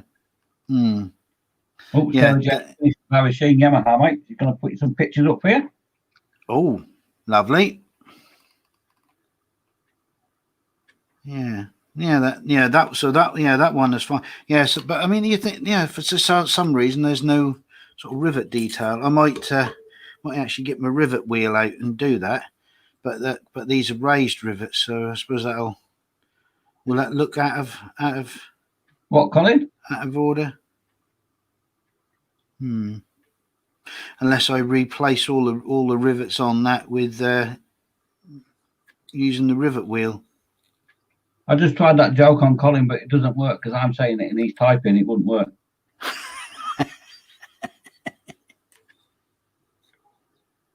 Yes, Nicky Loud is 312. Yeah, yes, Colin. Yeah, it's a 1/12 scale. What? Louder. What? Louder. What? Louder.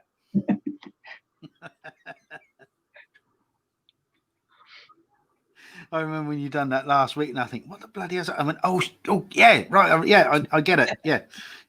It took me to twig, didn't it? Yeah. What was he? What? Yeah. Oh, I got it. Yeah, I got it. Yeah. Louder. Yeah. Bless. But yeah, this is it's a weird. I wouldn't say it's a weird model, but it's just weird how, because I've done the Mansell Williams FW14B and the Ferrari 642 in the 1/12 scale as well, and these are just like sort of like night and day. I mean, the later ones, there's a lot of sort of screwing parts together involved. More, the engine and stuff like that were all sort of like screwed together. Well, not screwed together completely, but there was a lot of suspension bits and all the gearbox and all that all had miniature metal brackets that you had to actually screw on, and that was more of a mechanical sort of, or an engineering thing as opposed to a modelling. So, but I'm gonna take a shot in the dark and say Steve was doing that, mate. LOI walk with Mad Max that up. Colin's saying as racing car porn. He said stunning build up. Well, hopefully I'll do a good job on it, Colin. I mean, hopefully, I won't be using the rattle can. I'll be using the X7, which will for the we'll forget the cap. There it is. Hang on, turn it upside down. Turn the paint pot upside down. There. I'll be using that as the blood red. So yeah, hopefully that'll be good. He also done the Mansell Ferrari and Andretti's Lotus in that scale. Yeah, I often think to myself, do I want to do the JPS? I quite like. That's the only Formula One car I ever built was the What, the JPS? the Tamiya one, the JPS, the black one. Yeah, I just something about, again, you see, that's like the, there's something about the DB5. There's something about a Cosworth DFV sitting in the back of a Formula One car being bolted, as part of the chassis. There's something about that again, I mean, that's right. Like this Ferrari's got this the Boxer engine, the flat 12. Yeah. But a V8 Cosworth DFV, so, that seems to me, I think, no matter what, you got the Ferrari or you got the modern Honda engines, and all the technology and all that lot. But if you still put a DFV in amongst them, you think, oh, now that's the DFV. But strange that. I like the modern Formula One, but I do like the sound of a DFV. Weird. Am I airbrushing the kit? Yes, I'm doing as bigger parts as I can with the airbrush. I've already done the tub in chrome X11. Is that X11? X11 chrome silver. Yeah. And then picking out bits in XF16. These are going to have to obviously be done in the X11, and then I'll have to paint the radiators by hand. Sarah Jane's saying that she's got the 1/20th version of this, so she might start that soon. Yeah, do that, Sarah. Yeah, that'd be great. It'd be good to see. We've got to have a little enlarged versions of it, and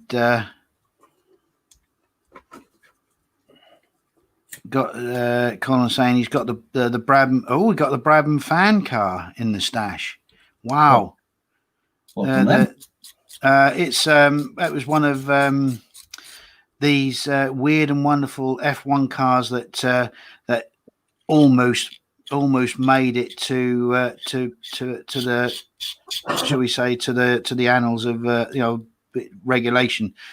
Gordon Murray put a dirty great big sort of fan on the back of a Brabham to help suck it down. That was in the days of ground effects. Oh, and I think it actually did have a couple of races, or it got as far as the first race, and then they got it for, I think, Ferrari, as Ferrari do, decided they didn't like it and got it banned. But I don't know if they actually made it to one or two races. I can't remember, but I know it actually turned up at the circuit, and they'd done. I think it might have actually done the qualifying. I think.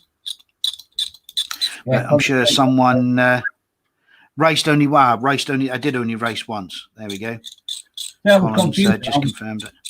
I was with Colin, like he's doing that paddy wagon thing. I thought it was one of them fancy old like crossover kits where somebody, Brabham, a car with Brabham's like and like a normal car sort of thing with souped up big Brabham's engine or something in front of it. And I thought it was going to be one of them sort of things. I didn't realise it was like an actual fan.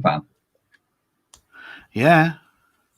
Sarah Jane saying that it only raced once and won, so that ran straight out of the box.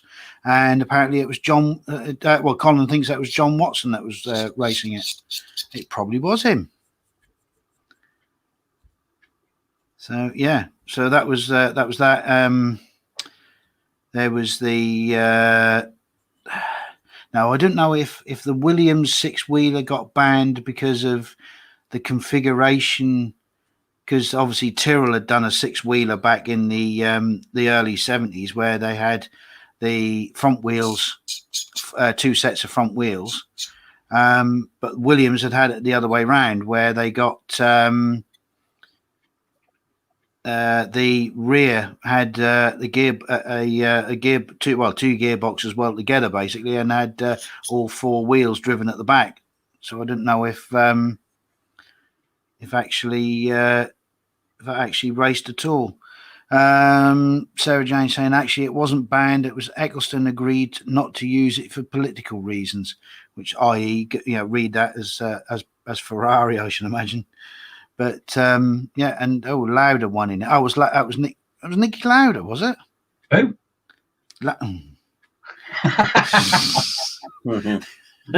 I nearly went, actually fell for that one. Then well done. Nearly got you. Colin saying, "Oh, he forgot he drove that." He said, "Thought he was later." Yeah, I totally forgotten that he'd actually driven for Brabham.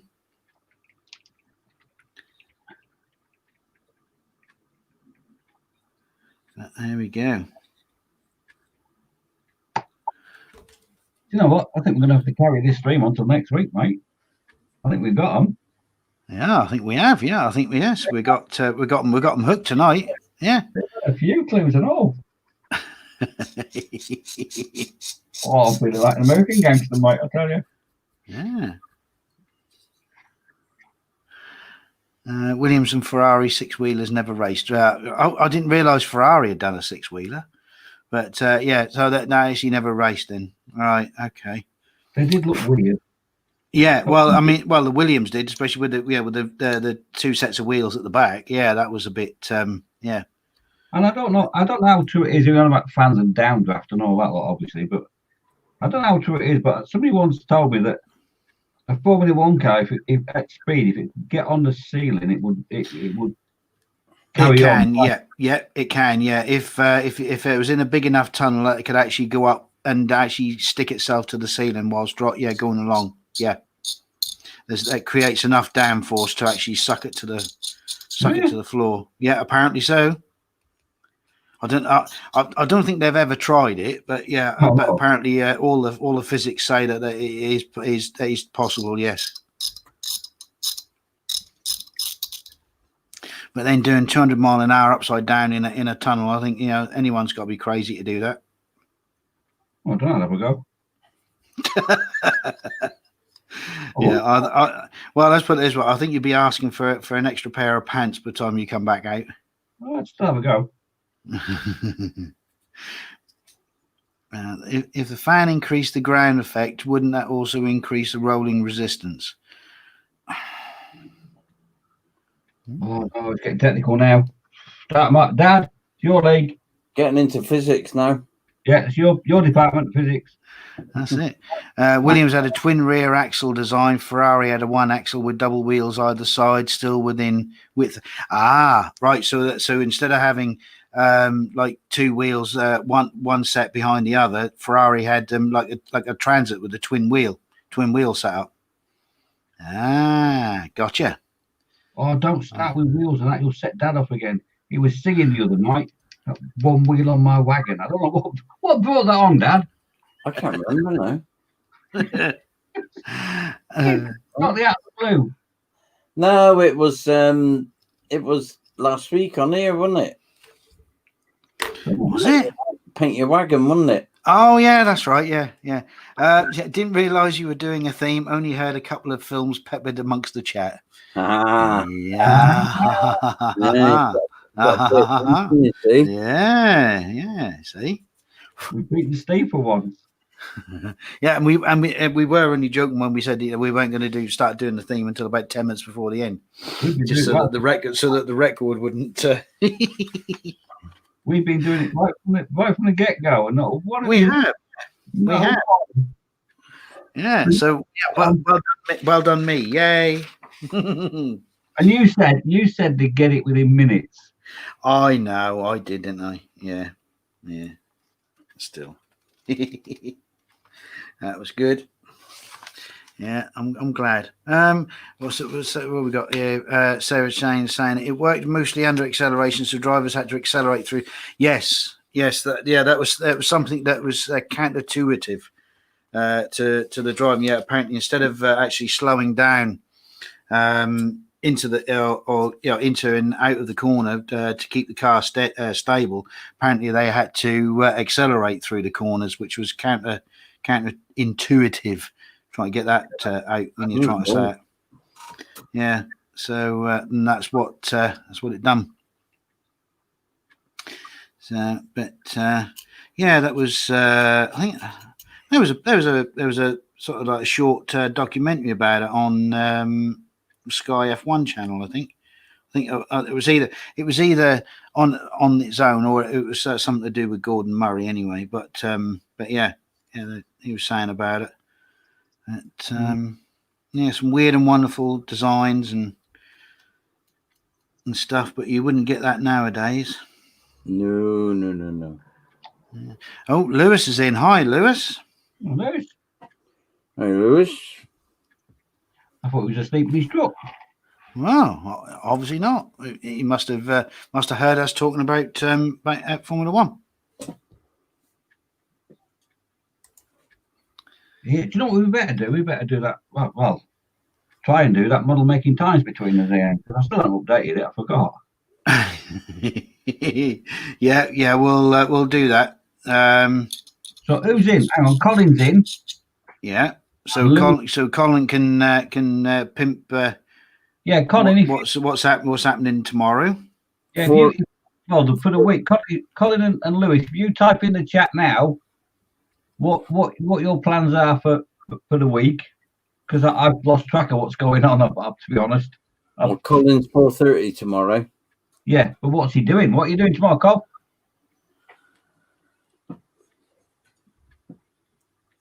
Is he doing the paddy wagon? Or is it the Thunder Buddies? I don't know. They'll let us know in a sec. Put it in the chat, Col, and we'll... That's of course if Colin hasn't fallen asleep again at the bench. He could have done. He could have done. We could have bored him with tears by now. Well, I don't know. I mean, he was actively engaged at the beginning. He was. With the Sarah Jane sent a picture. Lovely. I shall pick that up in a little while. Yeah, Colin was actively on about the Brabham, but maybe he's. He might have gone, baby, gone. He might have gone. Yeah. Baby, gone. Not driving, Lewis. Model making. Oh, bless you, Lewis. Bless you, Lewis. Yeah. That is how she is, bless her. Yeah, nice try. Yeah. And then back to the old leak. Yeah, bless. Now, is it Saturday? You do your stream now, is it, Lewis? There we go.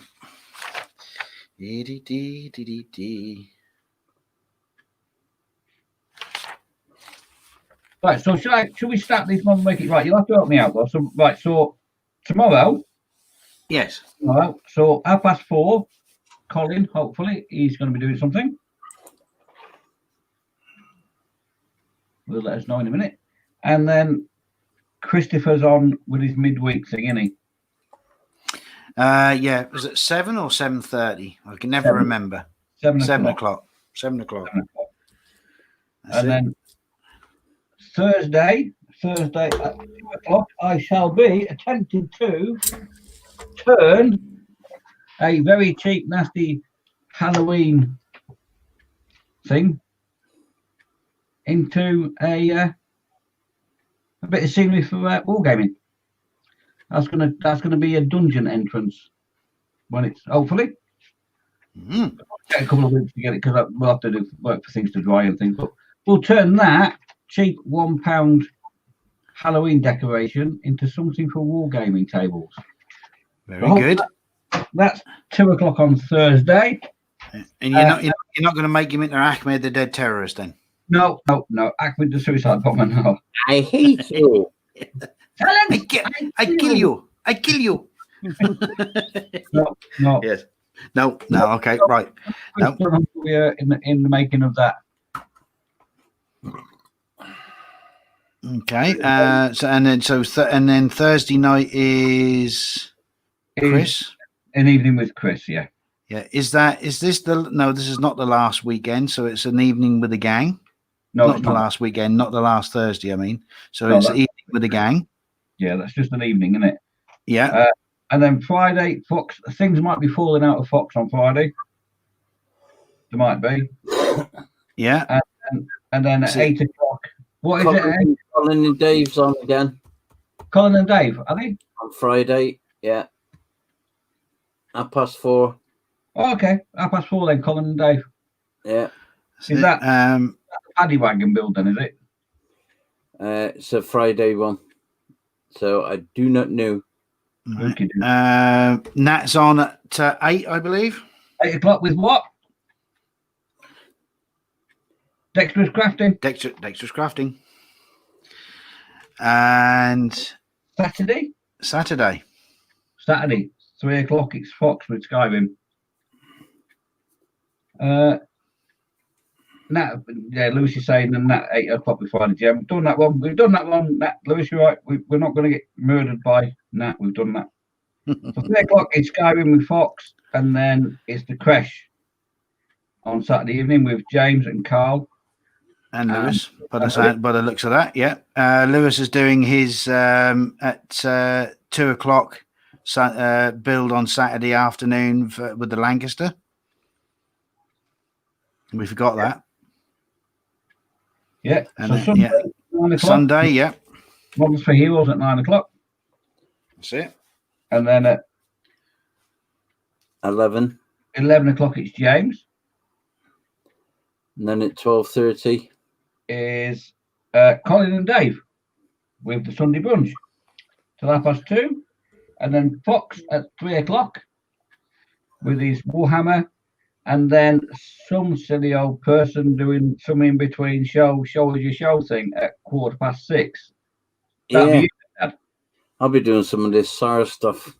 Okay, and that's at 6:15 on Sunday. 6:15. And then I think it's Ted, isn't it? No, I think it's Chris this week. It was, if memory serves me correctly, Ted was drinking a bit of the whiskey last week. No, Chris was last week. It was Ted on the Wednesday with the drink. It was. Oh, yeah. Yeah, it was Ted last week. Chris this week. Okay. Yeah. As far as I'm aware. And then Monday, it's all up in the air, isn't it? Because now it's just E-models on a Monday now. Yes, it is. Yes. 9 o'clock. And then next Tuesday, it's 3 idiots doing some on prime time modelling. Don't know who he is. No, they are.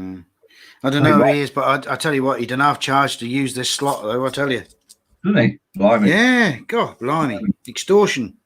Yeah, and then don't forget the most important one of the lot on the 30th of this month at 7 p.m. The ISM's page. It's for the Models for Heroes auction. And yes, there is a 1/200 scale battleship that will not be cheap, but it is a heck of a kit, and it will keep you busy for months and months and months and months and flipping months. It is a glorious piece of plastic in a box. So please, has Lewis's ears pricked up on that one? They will do, but even Nat won't let Lewis bid for the final amount that's going to go for. So if you've got short arms and deep pockets, that one's out. But there will be other things for you to bid on. There'll be lots and lots of things for you to bid on. They're up to a fair old number of kits now, Dad, aren't they? Over 50 now. Yeah. So there's plenty to bid on. But if you really, really want to treat yourself to something extremely special, the 1/200 battleship that they're doing. I don't know who's donated that, but it's a fantastic donation, and that will earn a lot of money, hopefully. So don't forget, put that one in your diary. 30th of this month at 7 p.m. over on ISM's. Well, the week of that, we'll put a link up in my chat. Yeah. So that so everyone can then bookmark that, so they can go in and join. What time does it start? 7. 7 o'clock. Yeah, so everyone can then dive And in. then, and Colin's just confirming. Then Wednesday it's him and Dave. So that's tomorrow. We did do it, Cole. We did do it, yeah. So 4:30. That's the next show on the list. Is Colin and Dave at 4:30. But Colin and Dave are far more professional than we are, and they'll have a proper. They know what's going on. They know better than what we do. What's going on? I was just like winging that. Then I've still got. I really must update that list. Well, I don't think anybody noticed. That's good. Thank goodness for that. We got away.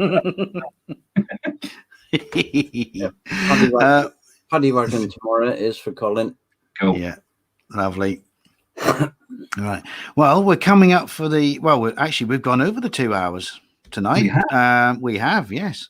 So, I think we'll keep the theme going for next week, but also don't forget. There will be. Ian, we'll put a link up to the auction the week of the auction. We'll do it put it through on my chat, and I'll put it also in my. If Dave will send me a copy, I'll put it on my Facebook as well. So we'll keep the theme going next week, but also don't forget because it's the last Tuesday before the end of the month, that'll be an open night for everyone to join in if they want to pop in and say hello properly instead of just saying it in the chat. They can say it face to face. Yeah. So we'll throw the doors wide open so for everyone to join. So that'll be great. So until next week, Mike, we'll say bye to you. Thanks for coming in, and to you, Dave. Yeah, thanks for coming in. That's all right. Anytime, and don't forget there's a nasty virus going around. So what you got to do? Wash your hands and keep the change, you filthy animals. I'll see you next week. That's it. And I will say thank you as well. Thanks, guys, for all coming in and keeping the chat going. It's been great. And like we say, like and subscribe. And we'll see you all again next week. Like I say, open night. So anyone who wants to come in, by all means. So until next week, bye for now. Be good. Be good to each other. And we'll see you soon. Night, everybody. Night.